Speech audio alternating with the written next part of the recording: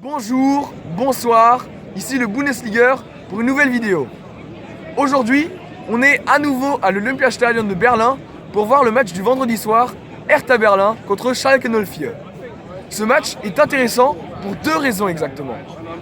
Tout d'abord, ce sont les deux clubs qui se sont fait battre largement par le Bayern en ce début d'année 2020. Laquelle de ces deux équipes va mieux se relever de cette défaite? Et puis, deuxièmement, c'est car ce mercredi même, ces deux équipes s'affronteront à nouveau pour l'occasion du DFB Pokal, la Coupe d'Allemagne. Commençons par l'équipe qui joue à domicile ce soir. La semaine dernière, le Hertha Berlin a battu le VfL Wolfsburg 2-1. Pas forcément dominant, les Berlinois se sont réveillés après le 0-1. Mais c'est surtout sur le plan du mercato que beaucoup de choses ont bougé à Berlin cette semaine. Les joueurs de qualité Coupe d'Europe ont enfin été recrutés. Tout d'abord, Lucas Touzard a été recruté contre 25 millions d'euros et il viendra l'été prochain. De plus, Krzysztof Piątek arrive de l'AC Milan contre 27 millions d'euros. Un record absolu pour le club du Hertha.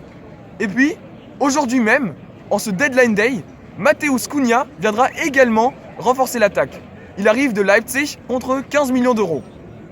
Les départs notables sont ceux en prêt de Andrzej Duda et du buteur titulaire Davie Selke vers Brême.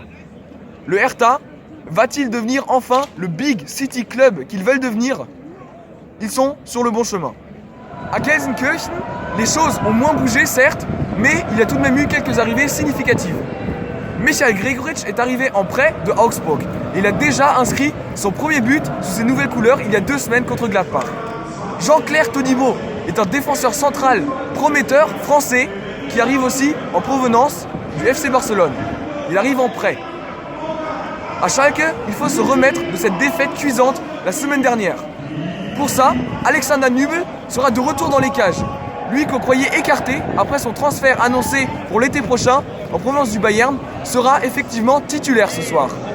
Attention, Schalke n'a rapporté qu'un seul point sur ses 3 derniers matchs à l'extérieur.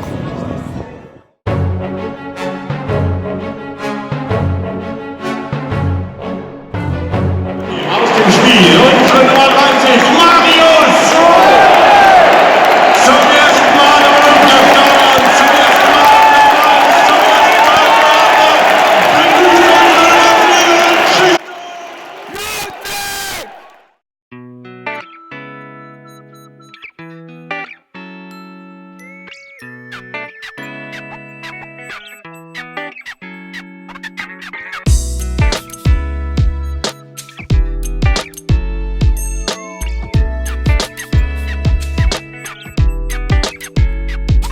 Et c'est déjà tout pour ce match. 1-0-0. Et ce résultat est juste, car c'était un match très disputé, surtout au milieu de terrain, avec peu d'occasions. Parlons d'abord du Hertha Berlin, et de 3 joueurs en particulier. Jordan Torunariga, le jeune Allemand formé au Hertha Berlin, disputait son 3e match d'affilée en tant que titulaire en défense centrale. Il a été juste sur tous ses tacles, sur toutes ses interceptions, et a nui à beaucoup d'occasions de Schalke. Pour moi, c'est l'homme du match. Santiago Ascasibar a disputé son meilleur match jusqu'ici pour le Hertha Berlin. Arrivé cet hiver pour 12 millions d'euros, il a montré pourquoi le Hertha l'a acheté à ce prix fort.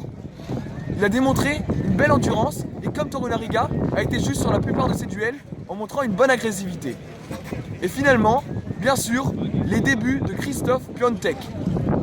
Accueilli par un hurlement de folie par la Ostkurve, il n'a finalement pas pu avoir de grosses occasions pour se montrer.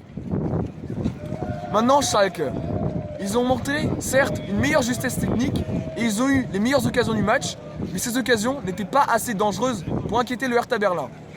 Pour Schalke, ce n'est pas un très mauvais résultat, mais ils doivent gagner contre des équipes comme le Hertha s'ils veulent jouer en Champions League l'année prochaine.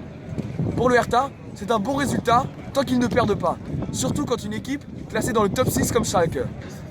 Que pensez-vous du projet ambitieux du Hertha Berlin? Écrivez-le dans les commentaires. En tout cas, moi, je vous souhaite une bonne journée, une bonne soirée und tschüss.